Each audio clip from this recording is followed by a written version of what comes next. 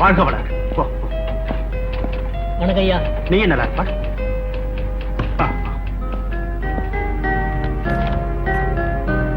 வணக்கம் ஐயா. வணக்கம். உட்காருங்க. பரவாயில்ல. அட நான் உட்கார்ந்துதான் உட்காருங்களா? சரி உட்காருங்க.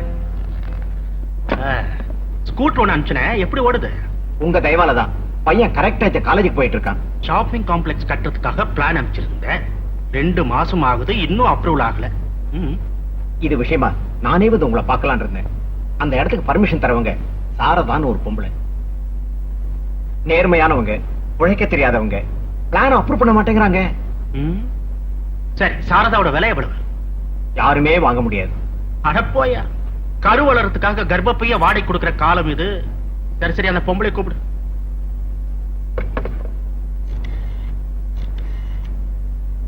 ஹலோ சாரதா, உடனே ரூம்க்கு வாங்க. இப்போ வந்துருவாங்க. May I come in, sir? Yes come in. இவங்க தான் சாரதா. வணக்கம்மா.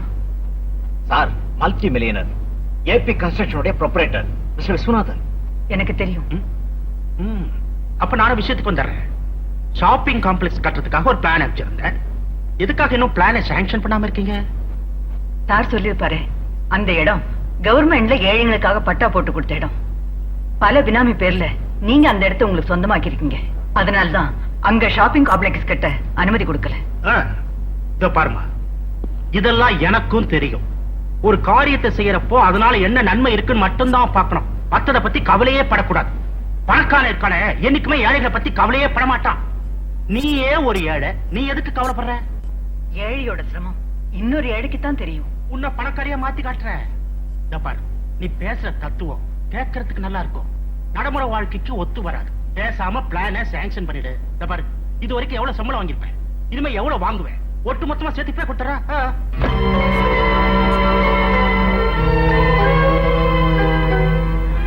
மரியாதையா சொல்றேன், இதுக்கு மேலே நீங்க என்ன வற்புறுத்தினா நீங்க எனக்கு லஞ்சம் கொடுக்க வந்தீங்கன்னு போலீஸ்க்கு புகார் பண்ணுவேன். சார், இனிமே இந்த மாதிரி விஷயத்துக்கு எல்லாம் கூப்பிட்டு அனுப்பாதீங்க. உங்கம்மா இங்க வாய். அவ வேற இருக்காங்க. சாரதாக்கு ஒரு பையன் இருக்கான், பேரு சேகர். பிஇ படிச்சுட்டு வேலை கிடைக்காம இருக்கான். உனக்கு அறிவே கிடையாதியா? இத முன்னாலே சொல்லிருக்கூடாது. இந்த ஒரு விஷயம் போதுமே. Sekar BE, good. உன்னோட படிப்பின் திறமை நான் ரொம்ப பாராட்டுறேன். Sekar, you are appointed. ரொம்ப தேங்க்ஸ் சார். எனக்கு இந்த வேலை இவ்வளவு சுலபமா கிடைக்கும்னு நான் நினைச்சு கூட பார்க்கல. உங்களுக்காக நான் எதையும் செய்ய தயாரா இருக்கேன் சார். Good luck.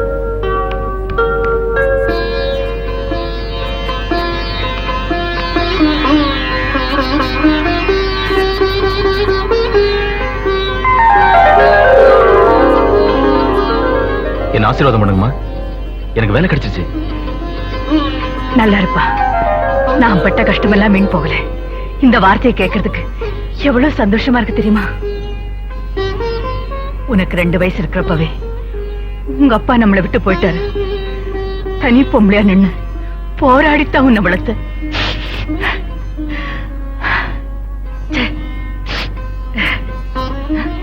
நான் ஒருத்தி இந்த நேரத்தில் இதெல்லாம் பேசிக்கிட்டு முதல்ல சாமியை வேண்டிக்கப்பா. சரிம்மா. இனிமே நமக்கு எந்த கஷ்டம் வராதுமா.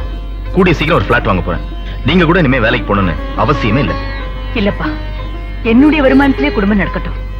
உன் சம்பளத்திலிருந்து ஒரு நயா பைசா கூட தொட மாட்டேன். அப்படியே பேங்க்ல போட்டு வைக்க போறேன். அது உன்னுடைய எதிர்கால வாழ்க்கைக்கு பயன்படும். ஆமா, உனக்கு எங்கட வேலை கிடைச்சிருக்கு? ஏபி கன்ஸ்ட்ரக்ஷன்ஸ்ல டிசைனிங் இன்ஜினியர் வேலைமா. Morning sir. Good morning. Please. Thank you. Sekar, உங்ககிட்ட ஒரு முக்கியமான விஷயம் பேசணுங்கிறதுக்காகத்தான் உங்களை என் வீட்டுக்கு வர சொன்னேன். இந்த ஃபைலை பாருங்க. இப்ப நாம கட்ட போற ஷாப்பிங் காம்ப்ளெக்ஸோட பிளான் இன்னும் அப்ரூவல் ஆகல. அதுக்கு காரணம் யார் தெரியுமா? உங்க அம்மா தான். சேகர், நீங்க சாரதாவோட மகன் தெரிஞ்சிருந்தோம் உங்களுக்கு நான் வேலை போட்டு கொடுத்துருக்கேன். Very grateful to you sir. Daddy, Sekar நீங்க? ஹலோ மாலதி. ஹலோ. சேகரை ஏற்கனவே தெரியுமா? தெரியும் டாடி. காலேஜ்ல நாங்க 2 பேரும் ஒண்ணா படிச்சோம். Is it good? உனக்கு ஒரு விஷயம் தெரியுமா? என்ன? நேத்து தான் சேகர நம்ம கம்பெனில டிசைனிங் இன்ஜினியரா அப்பாயிண்ட் பண்ணிருக்கேன். How nice. சரிம்மா, நீ ஷாப்பிங் போயிட்டு வா. சேகர்கிட்ட மத்தத நான் பேசிக்கிறேன். சேகர், நாளைக்கு உங்களை ஆபீஸ்ல மீட் பண்றேன். Okay. See you. Bye. Sekar, இந்த ஃபைல்ல ஒரே ஒரு கையெழுத்து உங்க அம்மா கிட்ட இருந்து வாங்கிட்டு வந்துட்டா உங்க வாழ்க்கை பாதையை நான் மாத்தி காட்டுறேன். இனிமே நீங்க என்கிட்ட கை நீட்டி சம்பளம் வாங்குற தொழிலாளி இல்ல, என் மகளை கல்யாணம் பண்ணிக்க போற அதிர்ஷ்டசாலி. ஐ மீன் என்னோட மருமகன். Thank you sir.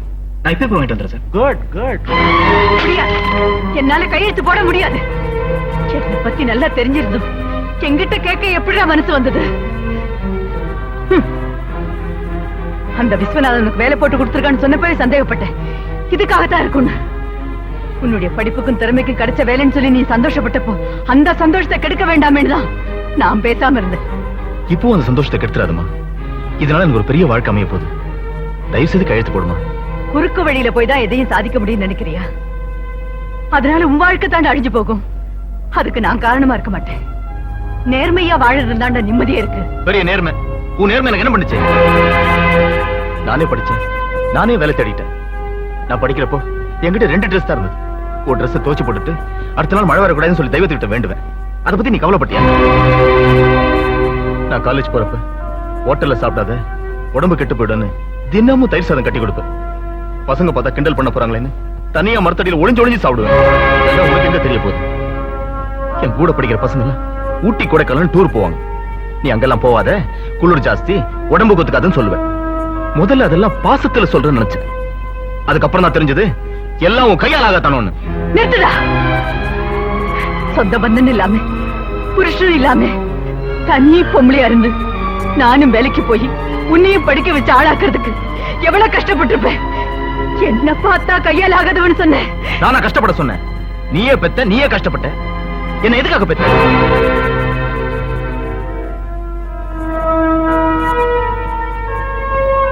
கடைசியா கேட்கிறேன், உன் நேர்மையெல்லாம் ஒரு ஓரமா தள்ளி வச்சுட்டு கையெழுத்து போட முடியுமா முடியாதா? என்னால முடியாது. சரி, நீ ஒரு முடிவுல இருக்கிற மாதிரி நானும் ஒரு முடிவுக்கு வந்துட்டேன். நான் இந்த வீட்டை விட்டு போறேன்.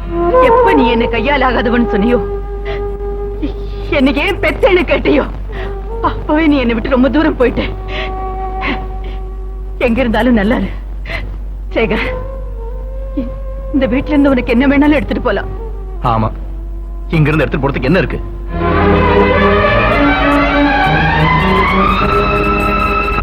நான் சொன்னதை செஞ்சு காட்டுறேன். என்ன அப்படி பாக்குறீங்க? என் மகளை உங்களுக்கு தான் கல்யாணம் பண்ணி வைப்பேன்.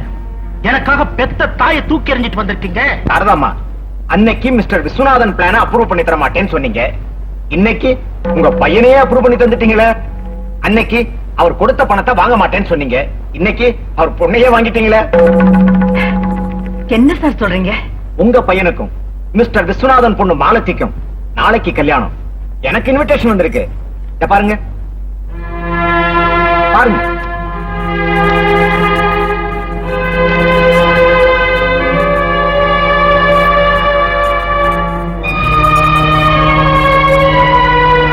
என்னம்மா, எல்லா விஷயமும் எனக்கு தெரிஞ்சு போச்சேன்னு நினைச்சு அழுவுறீங்களா? இல்ல சார், எதுவுமே தெரியாது.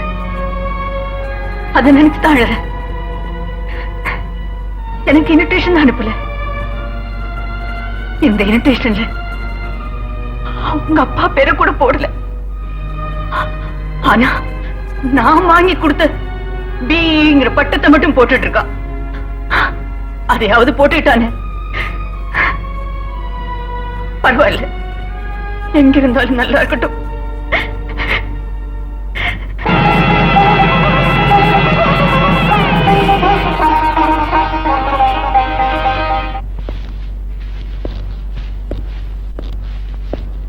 என்ன சாரதாம்மா, வாங்க உட்காருங்க.